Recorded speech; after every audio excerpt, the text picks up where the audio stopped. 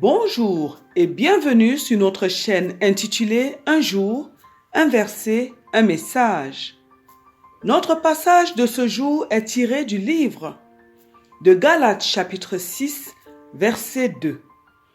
La Bible nous dit « Portez les fardeaux les uns des autres et vous accomplirez ainsi la loi de Christ. » Dans ce passage, notre Dieu nous parle des fardeaux. Il nous demande de porter les fardeaux les uns des autres et il nous dit que si nous faisons cela, nous accomplissons la loi de Christ. Nous savons que la loi de Christ, c'est de nous aimer les uns les autres. La Bible nous dit dans le livre de 1 Corinthiens chapitre 13 que quoi que nous fassions, si ce n'est pas basé sur l'amour, nous n'avons rien fait. La Bible nous dit encore dans le livre de 1 Corinthiens chapitre 13, au verset 13, que 3 choses demeurent, la foi, l'espérance et l'amour. Mais la plus grande de ces 3 choses, c'est l'amour. Et nous savons que l'amour, c'est Dieu. La plus grande des lois, qui est la loi de Christ, est la loi de l'amour. Nous voyons que cette loi a plusieurs clauses et dans ce texte, nous avons une indication de plus. Nous avons une recommandation supplémentaire qui va nous permettre, si nous l'appliquons, si nous faisons ce que Dieu nous demande, d'accomplir la loi de l'amour. Nous devons porter les fardeaux les uns des autres. Mais qu'est-ce qu'un fardeau? Un fardeau est une charge qu'une personne porte, mais pas n'importe quelle charge. C'est une charge qui courbe cette personne. C'est une très grande charge. Cette charge peut correspondre à une corvée, à une épreuve, à des grands soucis, à des responsabilités. Si le Seigneur nous demande de porter les fardeaux les uns des autres, cela veut dire que c'est une charge qu'une personne porte et dont on doit la soulager. En effet, notre Dieu ne dit jamais rien au hasard. Il a par exemple dit à la femme qu'elle est une aide pour son mari. Si le mari n'avait pas besoin d'une aide, le Seigneur ne lui aurait pas donné une épouse pour l'aider. Dieu ne fait rien au hasard. Pour nous demander de porter les fardeaux de nos frères, le Seigneur veut nous dire que ce sont des charges importantes qui nécessitent que nous puissions leur apporter notre soutien.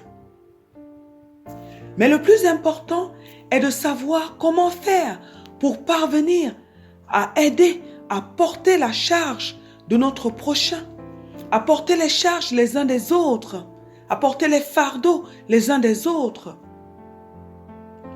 Nous avons dit que nous devons aimer nos frères ardemment. Dieu nous le demande et que nous ne devons pas toujours attendre qu'il nous demande de les aider pour venir les secourir, car l'amour nous rend attentifs. L'amour nous pousse à prendre soin des autres. L'amour nous pousse à soutenir nos frères. L'amour nous pousse à faire du bien à notre prochain. 2 cas de figure peuvent alors se présenter à nous. Soit nous sommes face à notre prochain qui viendra nous demander de l'aide à ce moment-là parce qu'il en a besoin. Et là, nous ne devons pas lui refuser notre aide. Car le Seigneur nous dit dans le livre de Proverbes chapitre 3 versets 27 et 28 de ne pas refuser un bienfait à celui qui a droit quand nous avons le pouvoir de lui accorder et de ne pas dire à notre prochain « Va et reviens demain, je te donnerai » quand nous avons de quoi donner. Oui, nous devons donc répondre à la demande de notre prochain lorsque nous avons ce qui peut le décharger, ce qui peut le soulager de sa charge. Même si nous n'avons pas de quoi lui donner, si nous n'avons pas ce qu'il lui faut pour le soulager de sa charge, nous devons toutefois l'aider à trouver une solution à son problème. Il peut s'agir d'un manque financier, il peut s'agir d'un manque de nourriture, il peut s'agir d'autre chose. Nous sommes actuellement en temps de crise, par exemple. Il y a beaucoup de personnes qui sont dans des difficultés. Nous devons les décharger du mieux que nous pouvons. Quand elles nous demandent, par exemple, de l'aide, si nous en avons, nous devons les soutenir. Ne disons pas que nous-mêmes, nous sommes dans les difficultés. Obéissons simplement à notre Dieu et déchargeons-les du mieux que nous pouvons. Ainsi, Dieu à qui nous avons obéi va à son tour nous décharger de nos fardeaux. Le deuxième cas de figure est celui où notre prochain porte une charge, mais il ne nous demande pas de l'aide. Dans ce cas-ci, nous ne devons pas attendre qu'il nous demande de le décharger, qu'il nous demande de porter sa charge, de le soulager. Une fois que nous avons vu qu'il est dans le besoin, nous devons lui proposer notre aide. En effet, il y a des personnes qui voient parfois leur prochain en difficulté, mais elles font comme si elles n'ont rien vu. Et Dieu nous refuse cela. D'autres personnes encore peuvent être là avec une personne qui a une grande charge, une personne par exemple qui est soucieuse, mais c'est comme si elles ne voient rien, parce qu'elles sont trop portées sur elles-mêmes. Non, Dieu nous demande d'être attentifs aux autres et de les soulager quand cela est nécessaire. Et nous savons que tout ce que Dieu nous demande est toujours dans notre propre intérêt. Oui, si nous agissons tous de cette manière, si nous nous déchargeons de nos fardeaux les uns les autres, il y aura une harmonie entre les hommes. Nous sommes dans une société aujourd'hui où il y a beaucoup d'inégalités.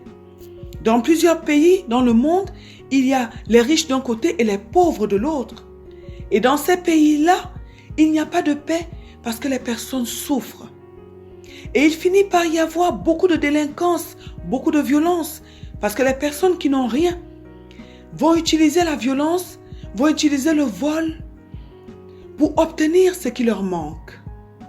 Si les choses étaient équilibrées, il y aurait une harmonie et c'est tout le monde qui serait dans une certaine paix. Si le monde se tourne vers la sagesse de Dieu, les hommes vont énormément gagner. Mais n'oublions pas qu'il y a un ennemi qui fait tout échouer, qui est là, qui chapeaute tout et qui est à la base de ce système. Aujourd'hui, notre Dieu nous demande de porter les fardeaux les uns des autres afin d'accomplir la loi de Christ qui est la loi de l'amour.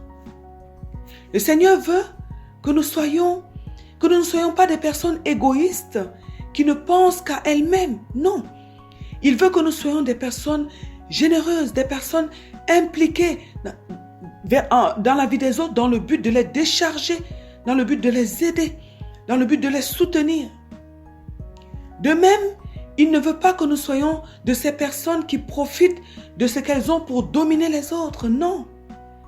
Ce ne sont pas là des choses que nous devons faire en tant qu'enfants de Dieu. Le fait de prendre soin les uns des autres va montrer au monde que nous sommes vraiment de Christ. Le livre de Jacques chapitre 2 à partir du verset 15 nous dit: si un frère ou une sœur sont nus et manquent de la nourriture de chaque jour, et que l'un d'entre vous leur dise: allez en paix, chauffez-vous et vous rassasiez, et que vous ne leur donniez pas ce qui est nécessaire au corps, à quoi cela sert-il? Oui, nous ne pouvons pas voir une personne qui est dans le besoin et lui parler uniquement de Dieu, lui parler uniquement de notre Seigneur Jésus-Christ, sans lui apporter de l'aide. Cette personne ne pourra pas être gagnée ainsi à Dieu, car ce qu'elle désire avant tout, c'est que son besoin soit comblé. Si elle a faim, ce qu'elle veut avant tout, c'est qu'on lui donne quelque chose à manger. Et c'est d'ailleurs ce qu'on attend souvent de l'Église, ce qu'on attend souvent des chrétiens. C'est que l'Église apporte de l'aide à la société, aux nécessiteux, pour montrer qu'il y a de l'amour en eux, en ceux qui prient, et que Dieu est vraiment avec nous, avec ceux qui prient. Et c'est ainsi que plusieurs seront gagnés au Seigneur, seront gagnés à Christ. La Bible nous dit, dans le livre de Jacques chapitre 1, verset 27, que la religion pure est sans tâche devant Dieu notre Père consiste à visiter les orphelins et les veuves dans leurs afflictions et à se préserver des souillures du monde. Oui, Dieu veut que nous puissions nous décharger les uns les autres de nos charges quotidiennes, de nos fardeaux de chaque jour. Décharger les autres de leurs fardeaux nous rend humains et nous élève devant Dieu et devant les hommes, pourvu que le fondement de nos actes soit toujours l'amour. Nous savons toutefois que nous ne pouvons rien faire par nous-mêmes et que nous avons besoin du Saint-Esprit pour accomplir toutes ces tâches, toutes ces choses.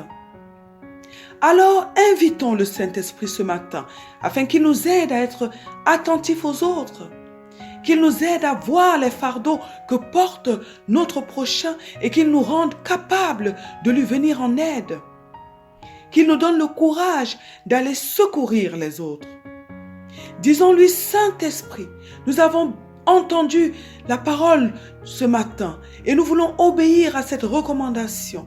Nous te prions, donne-nous la capacité d'être attentifs aux autres, d'être attentifs à notre prochain. Et donne-nous la capacité de lui venir en aide, de le secourir. Saint-Esprit, aide-nous également à améliorer notre situation afin que nous soyons aptes à secourir notre prochain. Fais-le, nous te prions, pour la gloire de notre Dieu, au nom puissant de Jésus-Christ. Amen. Que Dieu bénisse votre journée, que Dieu vous bénisse éternellement et à très bientôt sur notre chaîne. Un jour, un verset, un message.